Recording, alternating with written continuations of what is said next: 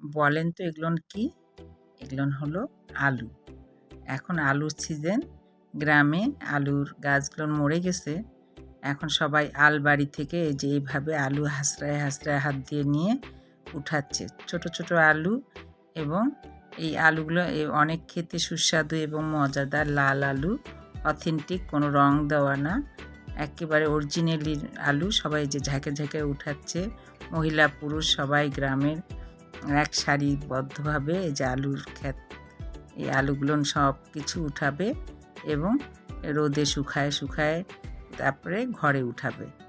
তারপরে আমি ওখান থেকে কিছু আলু নিয়ে আসলাম বাসায় ভর্তা, চিটকা আলু ভর্তা। এটা ঝাউ আলু ভর্তা, খেতে মজা এবং সুস্বাদু।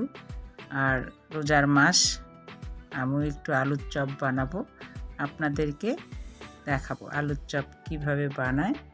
অনেক ধরনের বানায় মানুষ, আমিও আপনাদেরকে নতুন একটা রেসিপি দেখাবো আলুর চপ।